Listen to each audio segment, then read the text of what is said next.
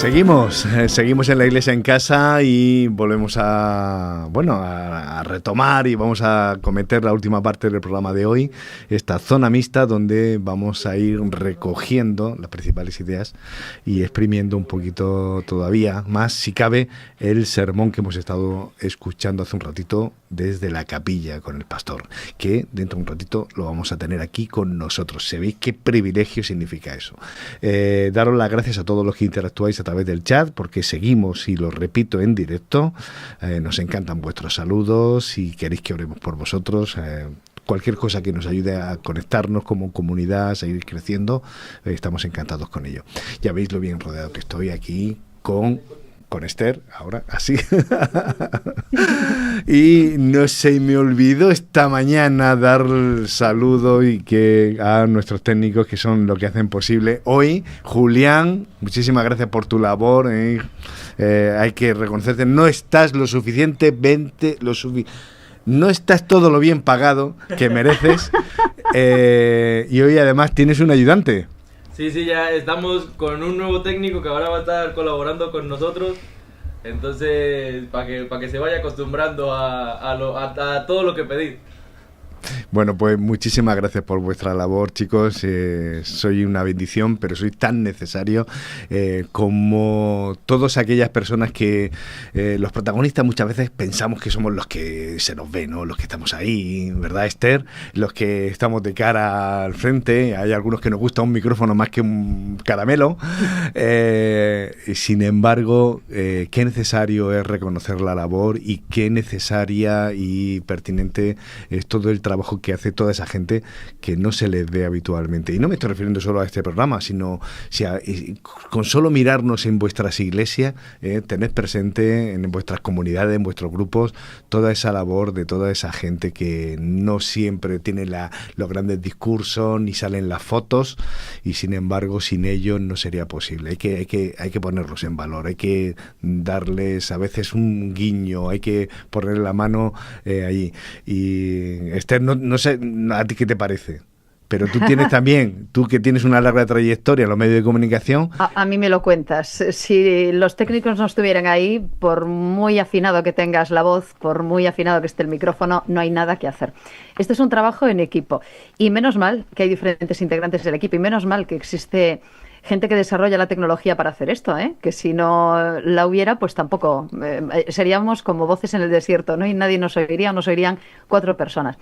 Es fundamental prestar atención a todas y cada una de las partes del engranaje. Y en tiempos como estos, y ahora hablaremos también de eso, ¿no?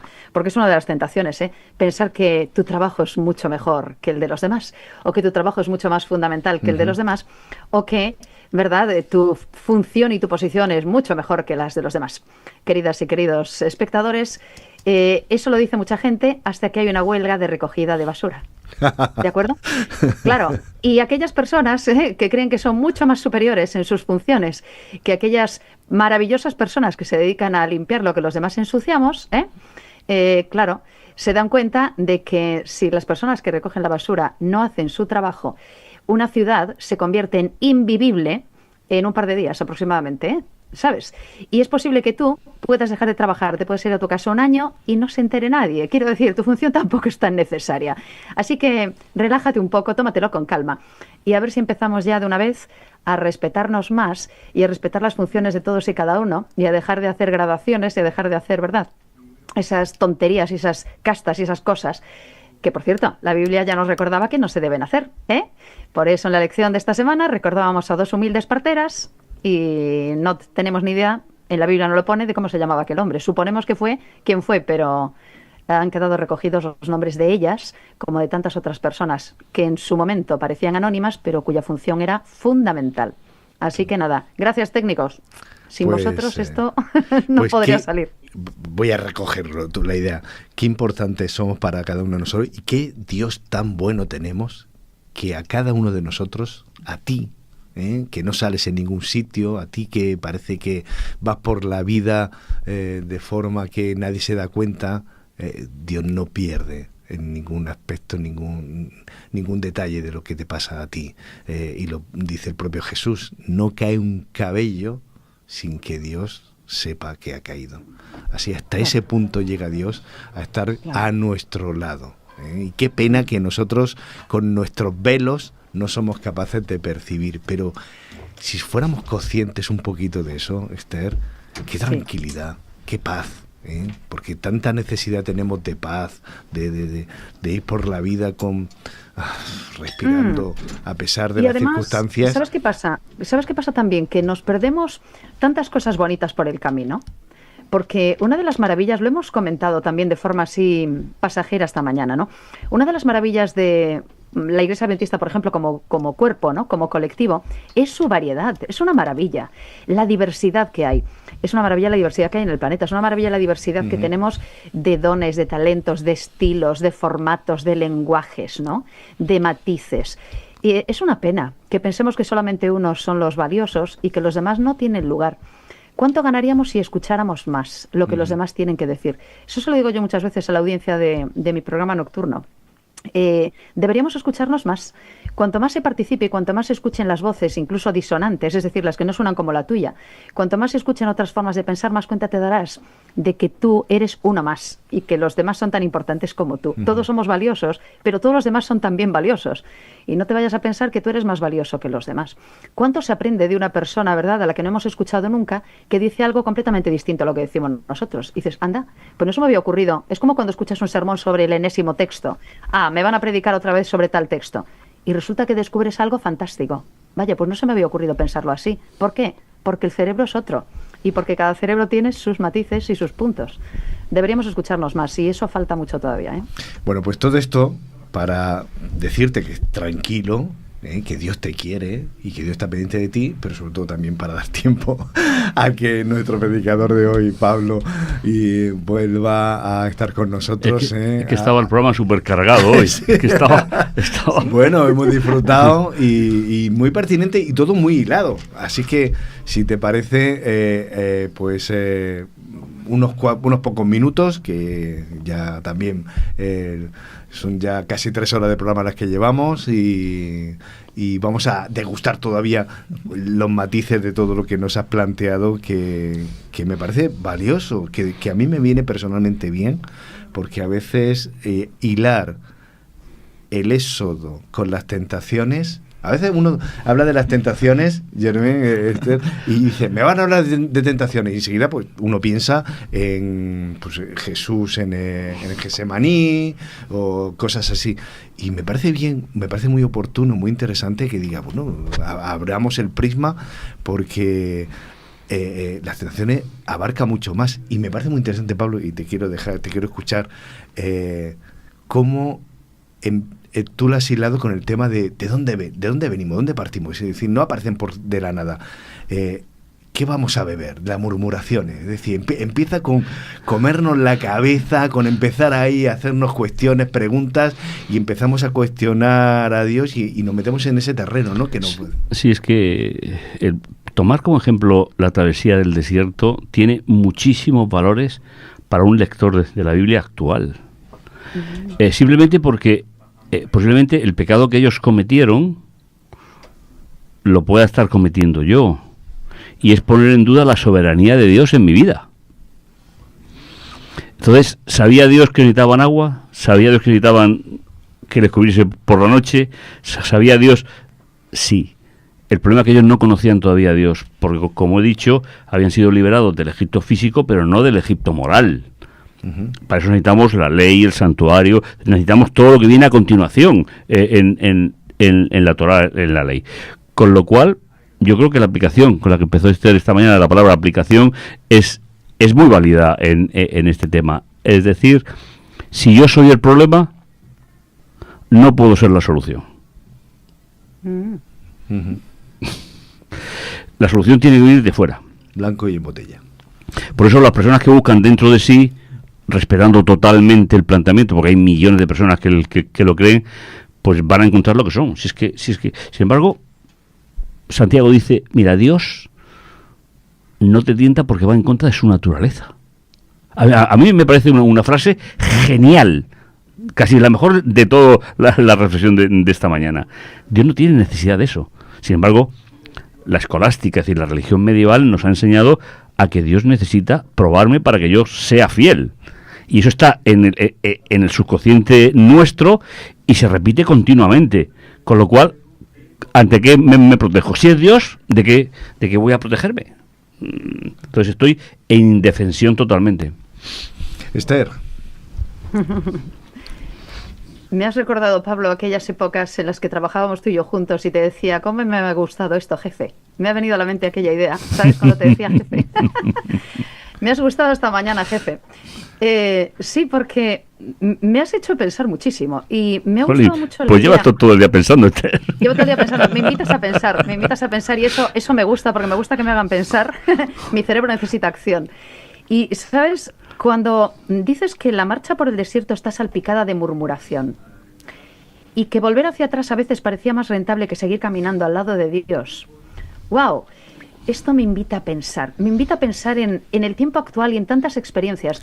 Cuando a lo mejor nos escuchamos a nosotros mismos y escuchamos a otras personas, ¿no? Decir, ¿merece la pena este viaje? ¿Merece la pena esto? ¿Podré ceder a esta tentación ahora, momentáneamente, y luego me lo pienso el próximo mes si hago otra cosa, ¿sabes? Volver hacia atrás podría ser más rentable muchas veces, o eso parecería, que seguir caminando al lado de Dios. Caramba, esto me hace temblar, ¿eh? Y me ha gustado también la idea, que no había reparado en esto, de lo que significa desierto. Es decir, que yo me encuentre en el desierto y que Dios me lleve al desierto para poderme hablar. No tenía idea de qué significaba esto de la zona no habitada donde Dios habla. Es una idea también que me invita a pensar, porque probablemente, claro, Dios me quiere llevar a ese desierto porque en realidad yo estoy en un sitio que está habitado por otros dioses, como nos decías, por otros ídolos, por otras ideas, y necesito hacer limpieza. ¿Me invitas a hacer una limpieza mental por una parte? No, y a buscar ese momento de silencio, de sosiego, de calma, donde Dios se pueda encontrar conmigo. ¿Me recuerdas entonces? Volvemos a hilar en torno al tema del Éxodo, ese momento en el que yo me reúno con Dios frente a la zarza ardiente, ¿no? Tengo que buscar ese momento en el que yo me encuentro y esto, caramba, es que tenemos muchas reflexiones que hacer en el momento actual. Hay demasiado ruido ahí fuera. Solemos decir que estamos rodeados, ¿verdad? Que estamos hiperestimulados. Y quizás necesitemos parar otra vez, ¿no? Y antes de empezar a quejarnos, que es algo muy habitual también en el ser humano del siglo XXI, que se está quejando continuamente, se habla de esto, la sociedad quejica y la sociedad que se está quejando por todo. A lo mejor convendría un poco de silencio, callarnos, cállate un rato, cállate, haz silencio, eso también lo dice Dios, y escúchame un poco, porque hay demasiado ruido. Sí, mira, el término que se traduce por desierto es el mismo que dice Éxodo 21, y Dios habló estas palabras. Es exactamente el mismo, Dabar, ¿vale?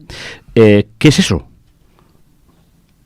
Dios ha dicho, y lo veremos en el trimestre, si dais oído a mi voz y guardáis mi alianza, es decir, hace una diferencia.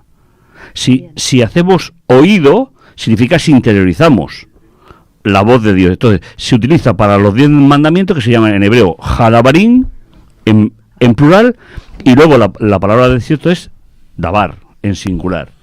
Con lo cual, en Egipto había idolatría, en Canaán había idolatría. Y el pueblo no estaba preparado para que la travesía fuera una simple caminata hacia un destino. Bien.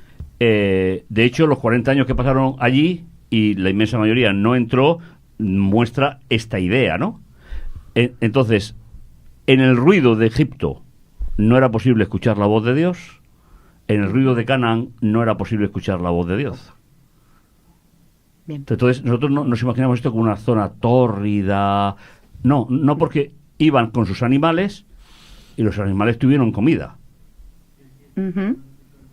Es decir, que entonces simplemente es eso. En el idioma que escribió Moisés es simplemente tierra no habitada donde Dios habla. Muy bien. Germán, seguro que tú has anotado también cositas. Sí, sí, pero me quedo con esta parte final que comentó nuestro pastor. Es increíble que Dios nos saca muchas veces de nuestra zona de confort para que podamos escuchar su voz. Es totalmente increíble. Ahora, yo había notado algo por acá que me llamó bastante la atención, y es que Dios no deja que nuestra propia naturaleza genere una tentación más grande de la que podamos resistir. Eso es precioso. Ahora, Yo lo miro de esta forma, porque no solamente eso, sino que ya cuando nosotros caemos en nuestra propia tentación y nos estamos ahogando en ella misma, en dolor, en sufrimiento, etcétera, Dios aún así va y nos rescata. O sea, a pesar, nosotros hacemos el desastre y aún así Dios es tan amoroso que Él va y nos rescata del desastre que nosotros mismos creamos. Eso tiene un solo nombre, eso se llama amor. Entonces, en ese sentido, ¿de qué forma podríamos protegernos nosotros de la tentación que muchas veces, o de llegar a un punto máximo como a veces llegamos? Yo creo que tenemos que protegernos de nosotros mismos. Sí, somos muchas veces nuestros propios... Y eso es muy complicado. Israel no aprendió. Con eso no quiero decir que los que quedaron en el desierto no sean salvos, porque eso es otra historia. Claro. Es otra historia. Pero solamente entraron 3.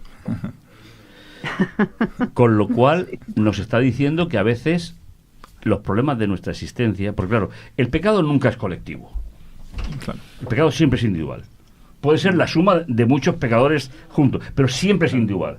Con lo cual la solución tiene que ser individual. Nosotros podemos cometer una fechoría importante juntándonos los 4 para no dejar a Esther fuera, por si nos cogen. Es decir que, pero es la suma de 4. No. Entonces Dios tiene un plan individual.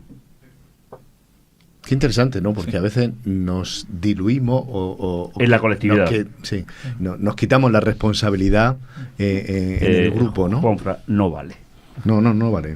A veces yo soy el verdugo, en una inmensa mayoría de los casos, y otras veces soy víctima de otro verdugo. Sí. Pero es que eso hay que reconocerlo. Sí. Entonces, si la solución tiene que venir de fuera, ¿dónde voy a buscarla?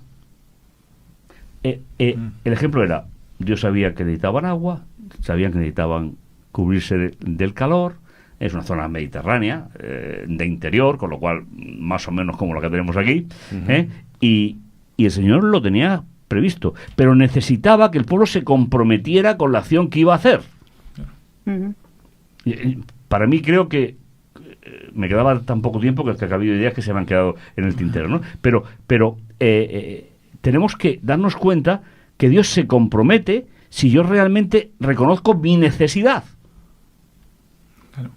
Si no, porque sería entrar en mi vida y Dios eso nunca lo hace. Y tú eres, Juanfran, de este día, tú eres súper partido y yo te lo he escuchado montones de veces, ¿no? Entonces, hay que educar el libre albedrío según los principios de Dios, la Torá, los profetas, etcétera, etcétera, y ser conscientes de que Dios va a llegar hasta donde yo le deje llegar. Porque Dios se autolimita por mi libertad. Con lo cual a veces me meto en problemas porque no paro cuando tengo que parar. Y entonces soy yo el que se mete en problemas. ¿Qué Dios tenemos? ¿Le puedo plantear una pregunta a Pablo? Sí, puede ser fácil, ¿eh? Es fácil. Tú la sabes, seguro. No, bromas aparte. Por aquello de hacer una matización. Porque yo hablaba de la sociedad quejica, ¿no? Y es verdad, hay tantas cosas que nos invitan a quejarnos, y es verdad, una persona que esté pasando por un proceso de enfermedad se queja, y una persona que tenga problemas económicos se queja, y una persona que sea, lógicamente, pues objeto de injusticia tiene motivos para quejarse. Lo que pasa es que me temo, y querría a lo mejor alguna matización, sobre todo para alguna persona que pueda estar diciendo, oye, un momento, nos dice el pastor, no murmuréis. Y se centra en esto y dice, no murmuréis, no hagáis como hicieron ellos, que murmuraron. Pero claro, una cosa será decirle a Dios, oye Dios, ¿qué está pasando? ¿Qué está ocurriendo? Que es que no entiendo, dame una visión mejor, o ayúdame a llevar esto. O quejarme, sencillamente. ¿Qué diferencia hay entre eso y la murmuración a la que estamos haciendo referencia? Porque no es lo mismo. Hemos definido que la murmuración es falta de fidelidad. Ajá. No es falta de ir a Dios, que conociéndolo como lo conocemos, o deberíamos de conocerlo, sabemos que nos va a escuchar. Sí. Entonces, quejarte, ¿por qué no? Es decir, ¿por qué no? Pero no llevarla a la rebelión. Que finalmente, esa es la diferencia, rebelión y fidelidad. Sí, entonces yo estoy seguro que Dios tenía, incluso en esos 40 días que según los especialistas dicen que podía haber tardado el pueblo de llegar a Canaán, tenía ricas bendiciones para ellos. Seguro. Se las perdieron y además multiplicaron por 100 o por... multiplicaron la travesía. Más agua, más nube, más maná, Es decir, que... Y para eso, Esther, tenemos, por ejemplo, los 3 elementos que estaban dentro del arca, que simbolizan los 3 grandes elementos de Israel en el desierto. Bien. El maná, la alimentación. La vara de Aarón, el sacerdocio, es decir, aquella vara que reverdeció, y luego la Torá escrita para el ser humano. Si nosotros fuésemos capaces a hacer eso práctico hoy, es decir, en nuestra vida, es decir, ponerle nombre al maná hoy, un nombre actual, ponerle nombre al sacerdocio de Jesús en el santuario celestial, y buscar el alimento que el Señor tiene para nosotros. Bien. Pues hombre, no digo que no vayamos a sufrir, porque vivir en este mundo sin sufrir no merece la pena. Es decir, no merece la pena. Pero sí que tendríamos un camino andado, Esther.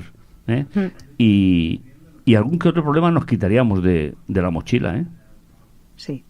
Y alguna actitud, y alguna de esas actitudes de rebeldía, ¿verdad? Tendríamos armas para poder acometer y enfrentarnos. Pero es que, al día a mira, día. no te das cuenta que cuando nosotros provocamos a alguien, no solo le hacemos daño a esa persona. Cuando pasa el subidón, ¿qué queda? Exacto. La persona se puede ir a vivir su vida. Claro. Y a lo mejor ni se acuerda, pero ¿qué te queda a ti? Sí. La sensación de fracaso. Sí. Eso es lo que evita la murmuración, la sensación de fracaso. Hay que seguir. Y sin embargo, lo que Dios viene, y lo decíamos en la primera parte del programa, a la reflexión, a la contestación de las preguntas, es decir, con sosiego, con compañía.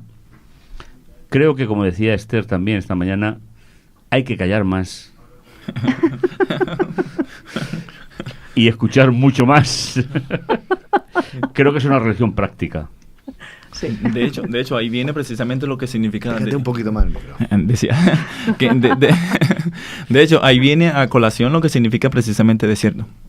El lugar donde Dios habla. El problema es que Dios habla, pero muchas veces nosotros no estamos dispuestos a escuchar. ¿No? Ese precisamente es el mayor problema. Ahora, yo tomando un poco en cuenta la pregunta que hacía nuestra hermana hace un momentito, yo buscaba un versículo que está en Hebreo, capítulo 4, versículo 15, dice que no tenemos un sumo sacerdote que no pueda compadecerse de nuestras flaquezas, sino más bien uno que fue tentado según todas nuestras semejanzas, pero sin pecado. O sea, Cristo sabe lo que nosotros padecemos. Él lo vivió. No, usted mencionaba... Pero desde fuera. Desde fuera, claro. Exacto. Entonces, pero vivió eso mismo que vivimos nosotros. La Biblia no plantea nunca si Cristo de niño se enfermó, se tropezó, se cayó, se dio un golpe por una costilla, que es lo que nosotros generalmente utilizamos para pelear contra Dios. Señor, estoy enfermo, mira, ya llevo 10 días enfermo. Pero seguramente sí, seguramente vivió algo como eso. Ahora, el punto es que al haberlo vivido, tiene cómo responder a nuestra necesidad. Y a veces es la parte donde nosotros nos olvidamos de que Dios, de que Cristo estuvo allí y que nos da esa fuerza para seguir avanzando. Nos dejó al Espíritu Santo quien nos guía. O sea, básicamente nos da todo lo que necesitamos para poder salir adelante. Es que, ¿tienes otra solución? No. No. Es decir, mejor no. Seamos prácticos. Es decir, ¿no os parece que la verdadera actitud del creyente es decir, yo no puedo, pero tengo quien puede conmigo? Ese es el punto. Podría valer, Pablo, corrígeme, No, que a veces es un terreno que a veces no sabemos transitar bien. Que podríamos decir que Dios no tienta, tú lo has dejado muy claro, pero sí prueba en algún momento. Tampoco. Yo no lo creo. No, porque si os dais cuenta, Santiago mezcla los dos conceptos de forma muy sutil. No. Es decir, soy yo. Es decir, mirad, sabéis que, aunque usted decía lo de la profecía, que por cierto, de los que estamos aquí, es la que me la lleva escuchando desde el año 2000, creo. Es decir, que Daniel, sus compañeros, mi Dios me puede librar. Y voy a hacer una paráfrasis, ¿vale? Pero si no me libra, es su problema. Paráfrasis. Es decir, él tendrá que buscar la solución. Claro. Entonces, él me libra. Admitir que viene algo de parte de Dios que tiene que ver con el mal, para mí nos metemos en la Edad Media pura. Nunca. pura, que desarrollaron lo que es la teología medieval, que da un miedo. Es decir, que entonces, yo, Juanfra, tú se puede pensar con matices y tal, como siempre, pero yo no lo veo. Es decir, puede ser más intenso, puede ser menos intenso, según como yo esté preparado, según... Mira, yo no sé si puedo contar una pequeña historia personal. Yo he pasado 4 meses muy malos por una serie de errores médicos encadenados, y el más grave, yo solamente hice una oración y no volví a hacer ninguna. Señor, tú sabes cómo va a terminar esto. Y estaba feo, estaba realmente feo. Si no despierto, nos vemos cuando vengas. Y si despierto, pues decides tú. No volví a orar más. Y finalmente me desperté. No sé si es bueno o malo, pero me desperté. Bueno. Es decir, se encadenó una serie de errores que me pudo costar la vida. Cuando el principio era muy sencillo. De verdad, solamente hice esa oración. Y repito, no soy ejemplo para nadie. Yo llevo mucho tiempo, y es una opinión personal, cuestionable, discutible, que no le pido nada a Dios. Nada. Yo me levanto por la mañana, le doy las gracias y camino. Y le digo, Señor, como tú sabes cómo va a acabar el día, y en mí no puedo confiar. No.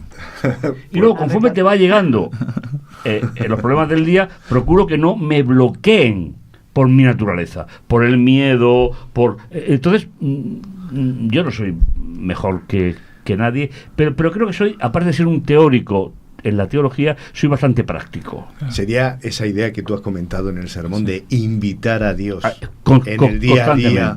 A ver, si te van a sedar en algo que no estaba previsto, tú ya has perdido el control de todo. Claro. ¿O no, claro. Esther? Claro. Tú que has pasado también por circunstancias aquí. En una de esas, sí, es verdad. Yo, oye, me dormí tan tranquilo, claro, que me desperté igual de tranquilo. Confiado. Si no hubiese despertado, no es porque sea la voluntad de Dios, sino porque alguno de los fallos que se cometieron lleva a ese resultado. Punto. Es decir, es que... Sí, porque como tú acabas de decir, hay cosas que no controlamos. No controlamos. Tú vas por la carretera y viene un borracho y te mata. Y a lo mejor él se queda ileso. Sí. Se hace un rasguño. Si yo lo cuestiono desde mi forma de ser o de pensar, empiezo a hacerme preguntas que no tienen contestación. Porque una cosa es que Dios pregunte y otra cosa es que pregunte yo. Ajá. Sí. Vamos a ir recogiendo la última ronda. Yo sí, Esther, Germain, y luego dejamos a Pablo que nos ponga la guinda con la última idea y ya nos despedimos. Yo, si acaso, comentar algo, lo que tú me has sugerido escuchándote en el sermón, y es que Dios no juega con nuestra fe. No. No nos pone trampas, no nos va poniendo ahí para que nosotros podamos y no nos lleva a ir saltando. Un concepto muy llevado y muy utilizado. Es decir, Dios lo que nos invita es la luz y nos invita a madurar, nos invita a fortalecernos y nos va acompañando en este mundo que está roto y que muchas veces no tenemos todas las respuestas. Germain, última valoración, último apunte. Luchamos contra nosotros. Sí, totalmente. Ni tan siquiera contra vosotros, sino contra mí. Sí, el principal. Y eso a mí me ha traído muchos problemas. Es decir, que ¿por qué? Porque te extralimitas pensando que son los otros los que tienen la culpa. Y los otros nunca tienen la culpa. De verdad, yo he llegado a la conclusión al final de mi ministerio que los otros nunca tienen la culpa. Son tan libres como yo para expresarse. Bueno. Entonces, si yo delimito eso, estoy poniéndole a Dios la posibilidad de que trabaje en mi vida. Y tan torpes uno como otro, vamos como podemos. Si yo me autoprotejo porque la culpa es tuya, ¿cómo lucho contra eso? No hay forma. No hay forma. Entonces, eso ha sido todo un proceso espiritual que yo he vivido a lo largo de los años. Fijaos si habré presidido consejos de iglesia, juntas administrativas, reuniones, madre mía. ¿Sabéis? Por lo que he aprendido, lo doy por bien empleado. Así tiene que ser. Es que no terminamos, nos vamos a ir todavía con cosas pendientes. Entonces, Juanfra, ese planteamiento que has hecho a mí me parece fundamental. Dios no necesita que yo me juegue la vida espiritual. Para nada. Es verdad que Dios no siempre quiere que sea feliz, pero sí quiere que sea salvo. Y a veces la felicidad y ser salvo no es muy compatible en este mundo. Sí. Pero, de verdad, lo último que he vivido es lo que acabo de mencionar, por no convertirlo en una telenovela. Pero recuerdo más cuando me desperté que cuando me dormí. Ujú. Es como eso que dicen que cuando te duermes con el último pensamiento. Bueno, pues con la anestesia me pasó exactamente igual. Me desperté y dije, Señor, pues estoy aquí. Lo retomaste donde lo dejaste. Sí. Es decir, y eso es una sensación que ojalá la utilizara todas las noches en mi vida. Para dormir en paz, para descansar. A veces te acuestas con esa idea. No, mira, venid a mí todos los que estáis trabajados y cargados, que yo os haré descansar. Si es teoría, no funciona. Esther, tu última valoración, aporte. La dejáis la última siempre. Vamos allá. Ay, ¿cómo sois? Sabes, no creo, te respondo también, Juanfra, es una idea. No creo que nada malo pueda provenir de Dios. No. Nunca. Dios no puede ser el autor, ni el ideólogo, ni el responsable, ni el culpable. Nunca, nunca. De nada malo. No, Dios es amor. Con lo cual, todo lo que pueda provenir de Dios, todo es bueno. Todas las cosas que nos puedan ocurrir, buenas o malas, al creyente nos ayudan a bien. De manera que el problema de enfoque lo tenemos siempre nosotros. Dios no tiene ningún problema y en Dios no hay maldad en absoluto. Él no es el autor de nada malo. Todo lo malo que me pasa es el resultado, bueno, pues de lo que ha ocurrido y de esta vida.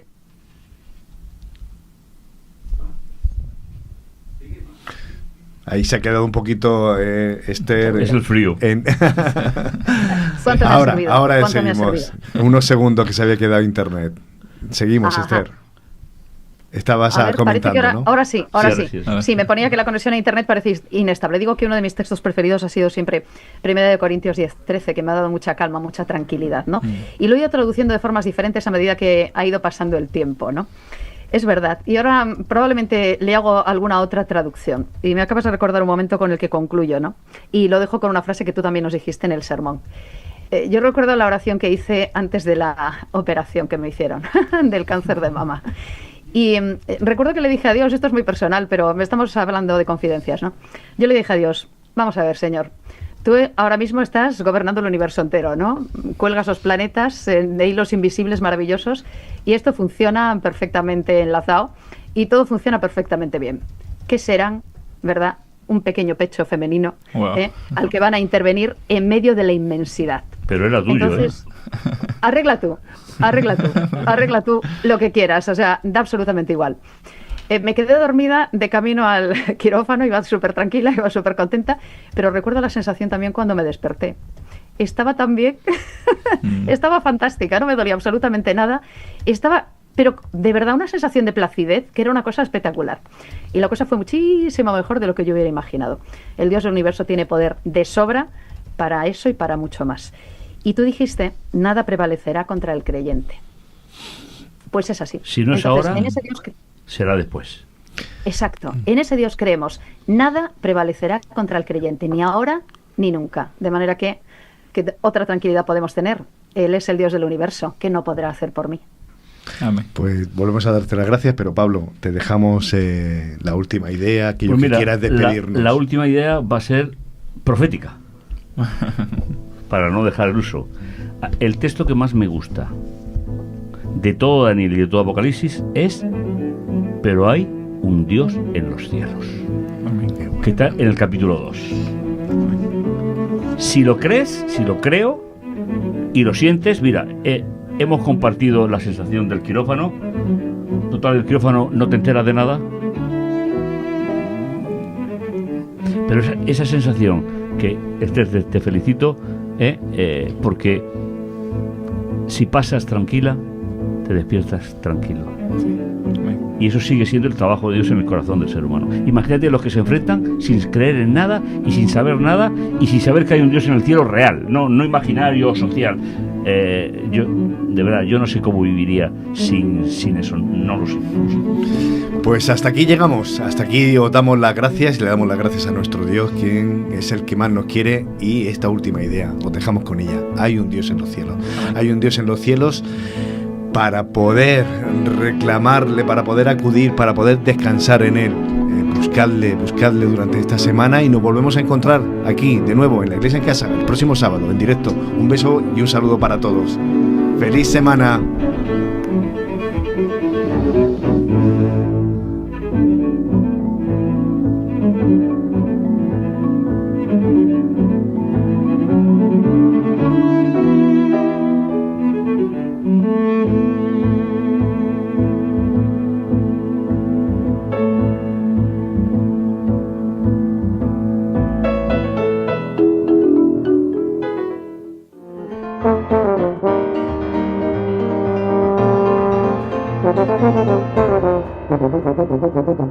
Thank you.